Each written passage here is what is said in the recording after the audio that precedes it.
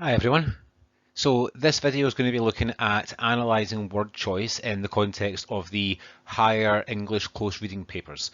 For National 5 students, you're in the wrong place. There's a separate playlist for National 5 and there's particular videos on analysing word choice in your context. But for higher students, let's have a look and see how we approach word choice questions. We'll have a look at an example question and an example answer.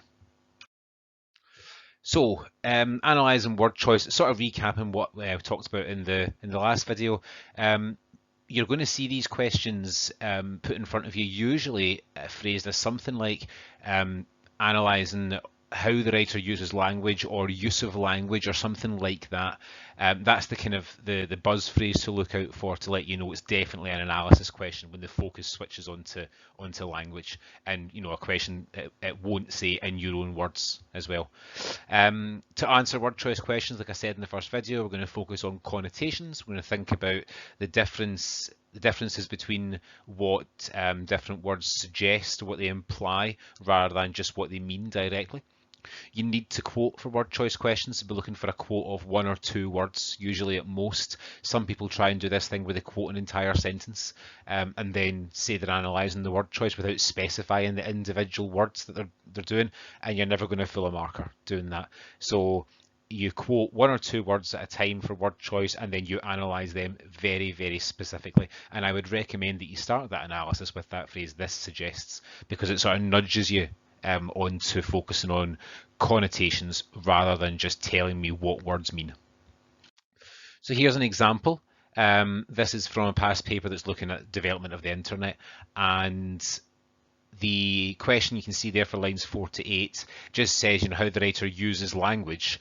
So you could talk about anything here. You can talk about imagery and sentence structure and tone and all that kind of stuff, but we're obviously going to look specifically at a word choice here. So can we find an example of an individual word that has been used for more than just what it means in a simple sense? Well, yes we can actually. That word I would suggest would be dizzying. So in that first sentence, it's about line 5, but it's clear we're living through a period of dizzying transition.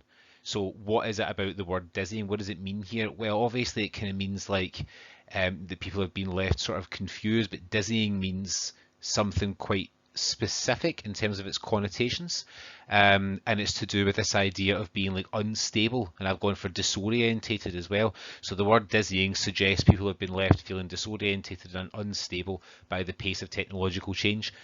That will get you a mark at higher. So remember, you don't get a mark for the quotations at higher, only for the comments. And by the time we get to the end of the year, hopefully what will be happening is you'll all be confident approaching these questions and thinking that you reckon you can get 2 marks for a really good solid comment. But what I've found in my experience is that the best way certainly to start the course is always to assume that you're going to get 1 mark for every quote and comment, which is what that is there. The quote is dizzying, the comment is the "this suggests" part. So if you assume that you'll have to do a full pair of that to get 1 mark, then this question being a 4-mark question means you'd be looking for 4 pairs. It wouldn't mean doing 4 examples of word choice, but you can mix it all up. But the answers to word choice should look like that, and that's what the approach should be. You quote the words, and then "this suggests," and then tell me something about what the connotations are. And if you do that, then you should be absolutely fine. Word choice is one of the maybe the easier techniques to wrap your head around when we're getting started. You'll always find examples of word choice in a text as well, so it's definitely worth practicing and getting good at. And obviously it comes up all the time in your critical essays too.